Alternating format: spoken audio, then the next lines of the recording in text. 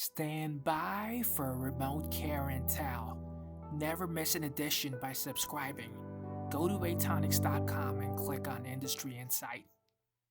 Hey everyone, this is Rahat. I look after business development and marketing at Aetonix. If you have heard of us before, well, that's just great. That's what I want to hear. If you have not, we are a remote patient monitoring platform that's been around since 2014.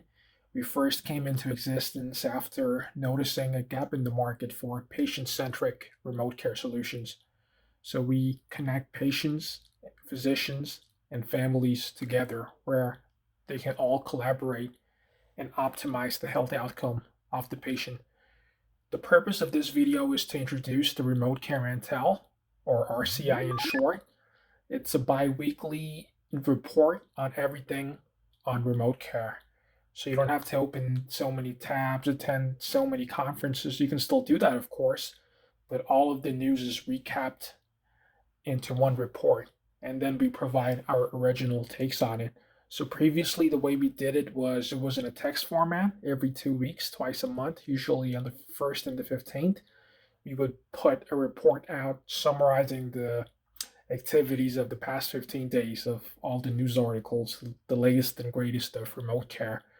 But for the first time, we'll be doing it in the video format. Ever since COVID-19, we've just been swamped, don't get enough time, so I just thought that why not do it in a video format? We've been wanting to do it anyway. It'll be quicker, so I can get all the articles out that I want to talk about. So this will be the 17th edition of Remote Care Intel, and it'll feature news from March 15th to March 31st. So enjoy. As you can see, I'm working from home.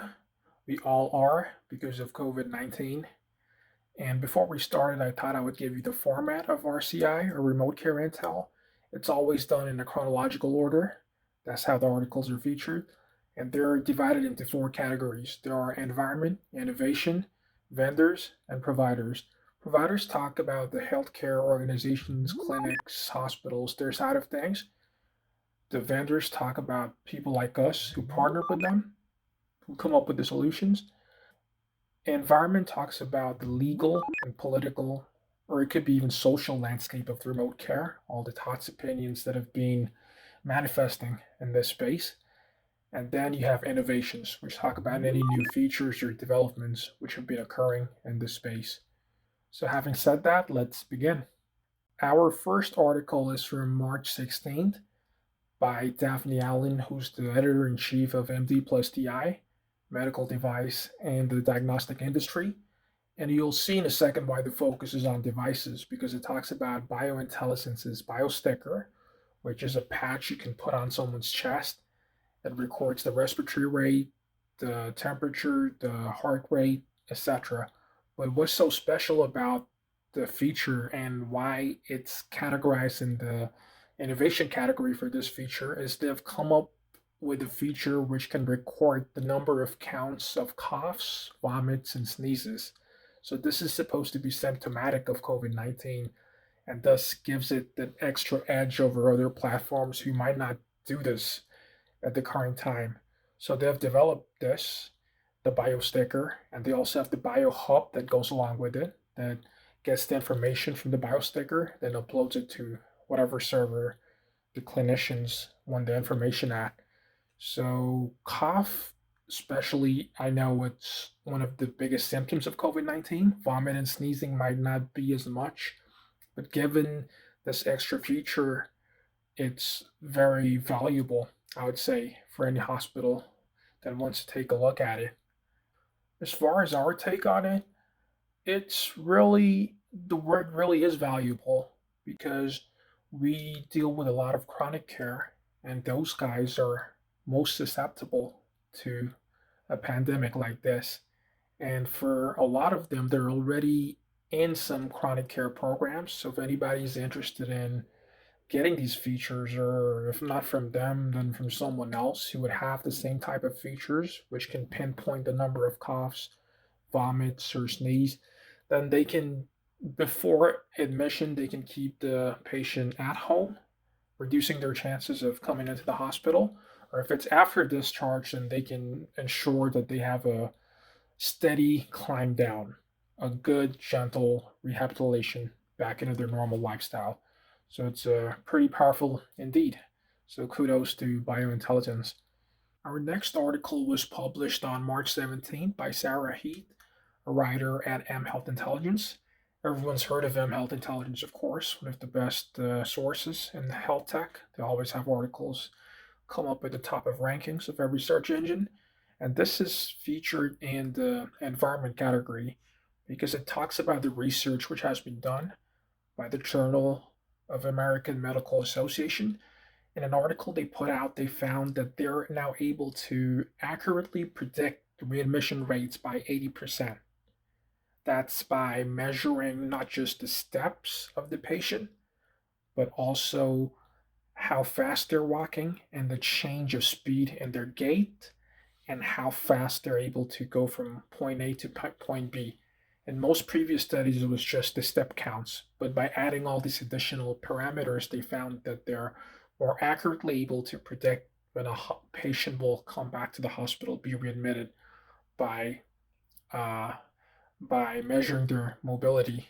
What's our take on it? Well, it seems very obvious that measuring mobility would tell you about a patient's likelihood of being readmitted to the hospital. It's not, say, in a traditional care program where you measure the heart rate, the pulse oximetry, or blood glucose levels. It's not a vital sign like that. It's just mobility. And obviously, if the more you move around, the higher is the likelihood of you being getting discharged quickly, or if it's not your if you're not mobile enough, then the likelihood of you staying in the hospital is higher. So it seems obvious, but it's important in the sense that it pinpoints the ideal time where the intervention can be made. So if you add so many parameters besides just step count, if you set up a remote patient tracking system where you're measuring the gait of speed, change in distance from A to B, then at the most optimal time you can make the intervention and make sure that the patient stays at home and they don't get readmitted, which is what everyone wants, really. Or if you see that the regression is really rapid, where the patient needs to be in the hospital, then perhaps you can predict that before it's fatal, before it's too late, and you can get the patient back using an ambulance or anything else to the hospital. So it seems obvious, a report like this, but it is important to measure this data. It's just time will tell if people will be comfortable with that much tracking inside their homes. But if they are, and if it's if it's a highly sensitive case, then maybe such a thing could be arranged.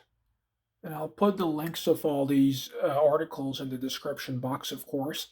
When we wrote the report, we would hyperlink the word and then link it to the article. But since this is the first one we're doing in the video format, I'll just put all the links in the description box so it's easy to find it.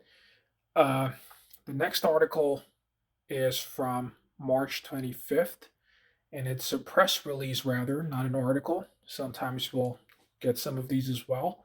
And it's from Sarah's Health, based out of San Francisco. They're, they have an app called I'm Home, and it lets patients connect to their doctors via telehealth. What I like about it is it has all these tracks. If you go to their website, you'll see all these different tracks. It could be chronic care or mental health program or just general wellness, which makes use of a way to use their app to create these customized programs. So it's a bit more than telehealth. But the article talks about how all the private clinics, which is their primary market, the phone lines are totally exhausted of people panicking and calling in and maybe finding the line busy. So at a time like this, a telehealth app like this can go a long way in maintaining the communication. So that's what caught my eye, given that we Aetonix we do something similar as well. Now keep in mind all RPM companies they have telehealth as a very basic feature. You can do video calls. It's and I'm not sure. I couldn't make out from uh, Sarah's Health's website if they offered the video calling aspect, but they, for sure, they offer messaging and alerts and reminders and all that good stuff. So do check it out. And that was from the vendors category, as Sarah's Hall is a vendor. Our last category is the provider category, of course. And this one features an article by Fred Pennick from HIT Consultants. Great website. Fred and Jasmine, they do a great job and publishing really good stuff from the health tech space. I come across their articles all the time. Pretty sure I've featured them before as well in Remote Care Intel. So this one talks about the provider Providence. We're based in the west coast of USA. They're in a lot of states. And given that Seattle is the epicenter of the COVID-19 in USA, this health system is helping tackling COVID-19 by using a combination of Celt and Twistle.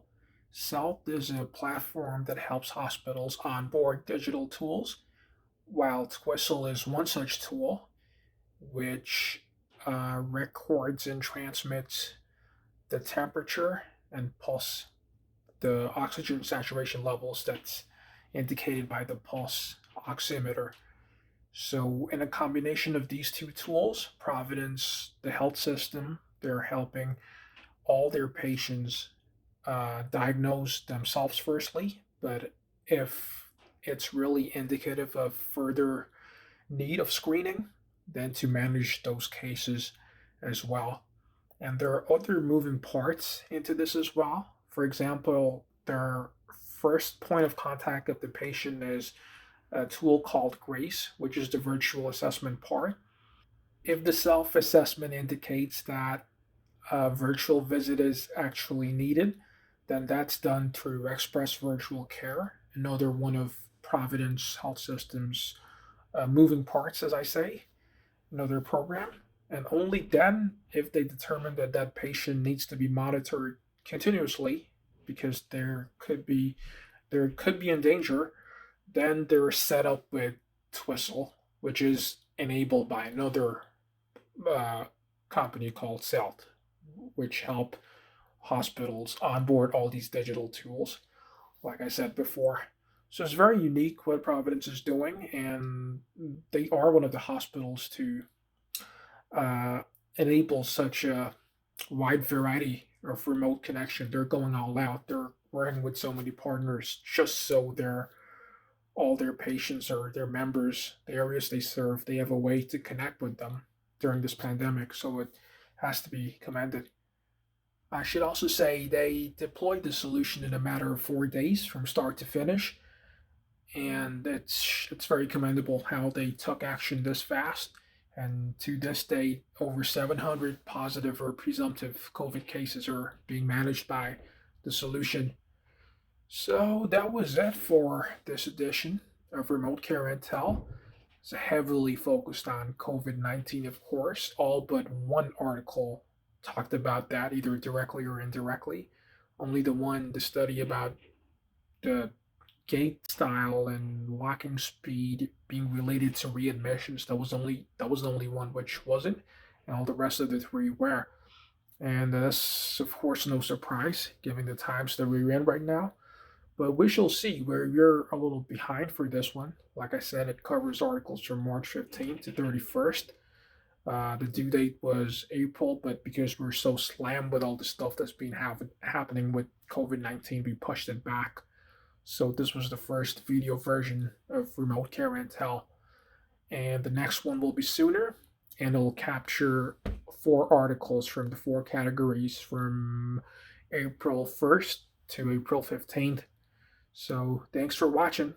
And remember, Aetonix is a remote patient monitoring solution. We help connect providers, physicians, hospitals to patients wherever they are in their homes, retirement centers. In Canada, we have some special terms like long term clinics, family health teams. We help connect patients to those clinicians as well who work there. So if you're looking for a remote care solution, then please do hit us up. I'll try to put some links in the description box as well for that. If not, do some overlays in this very video so you should see them. So definitely hit us up. We'd love to have a chat and see how we can help you. Thanks for watching. Subscribe to the Remote Care Intel. We'll see you on the next one.